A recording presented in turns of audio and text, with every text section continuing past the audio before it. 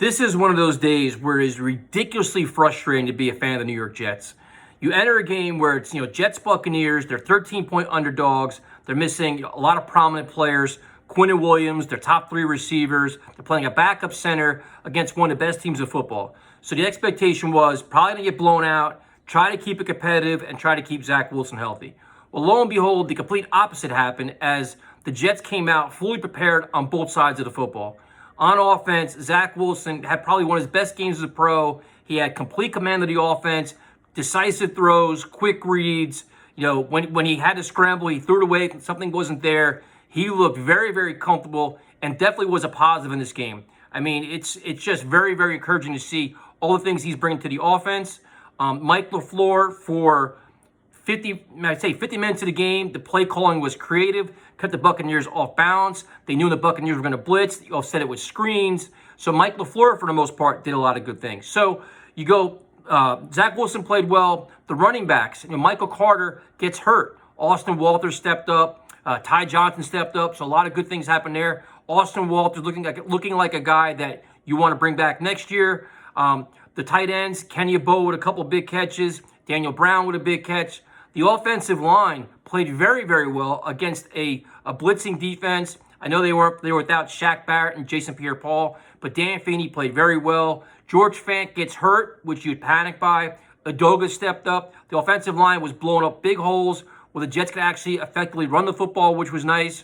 The wide receivers, Braxton Berrios, another week where he's a superstar of the game, and, he wants his contract. He's deserved it. And again, he was pretty much uncoverable in the clutch. He always making plays. So you have them. Keelan Cole, another bad drop. Not really a lot there. Denzel Mims is done.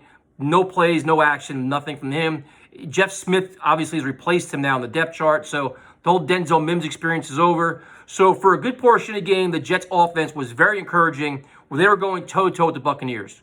On defense, again, the whole key with the Buccaneers, they were without a couple players too. The whole Antonio Brown thing we'll touch on later, but they had no Leonard Fournette. So you figure you got to stop Gronk, you got to stop Cameron Brate, you got to watch out for Mike Evans.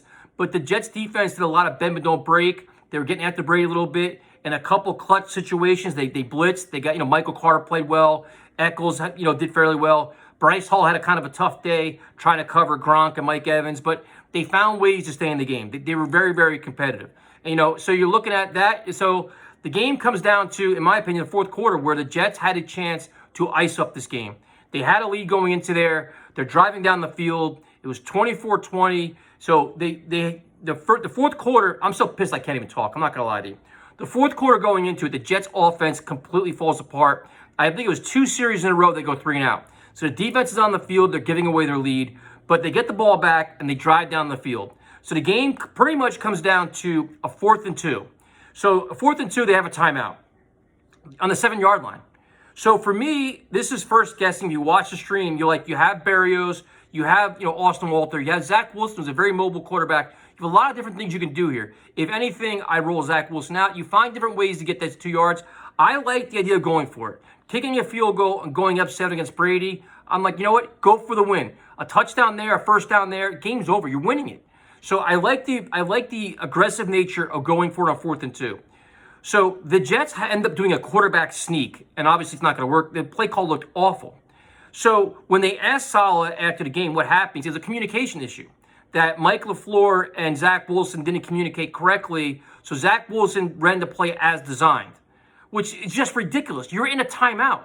They're saying the goal was to get the ball in the hand of Berrios. That never happened. Like, the handling of the play and the explanation of the mistake is ridiculous. That's some, Bush League amateur hour stuff there. The play call should never happen. So they're saying basically, Zach just followed as planned. They didn't tell him enough that the ball should have went to Berrios. What is Saleh doing? It's throwing a timeout. Say, listen, short yardage play, here's the play call. Make sure the ball goes in the hands of number 10. If LaFleur doesn't say enough, make sure that Saleh listens to it. Make sure this is the play call. Make sure he understands this. It's on a timeout. That's ridiculous. So they blow it there. So now Tom Brady they have to march down the field 93 yards to win the game. And lo and behold, they do because the Jets front four can't get an ounce of pressure. Jets refuse to blitz. They play all these soft zones. They do all this stuff. And the Buccaneers march right down the freaking field and score a touchdown. And the worst part of it is the Jets players deserve much better than this. The Jets players played hard enough to find a way to win this game. They did. They competed. They got an excellent effort. And the coaching staff, the head coach, the offensive coordinator, and the defensive coordinator let them down. The coaches failed them. The players deserve to win. The coaches lost the game for them. Simple as that. This is crazy, man. And I understand that if you want to take a moral victory out of it, like the Jets competed, they got participation points, all this other stuff. Yeah, but good teams find a way to win. Bad teams find a way to lose. The Jets found a way to lose this game. And for the most part, it's on the coaching staff. So it's a brutal loss, man. Like, I never thought I'd be mad during this game. I expected the Jets to lose. This is a heartbreaking loss, a frustrating loss. This is the same old Jets kind of loss because I've seen these same kind of losses for years with this team, especially to Tom Brady. Like, you're just waiting for the meltdown on defense. Like, nobody can make a play. John Franklin Myers, anybody, just make a big play to seal the game. But Sal keeps talking about, well, it's only 1 yard here, one missed tackle there. Dude, it's your coaching.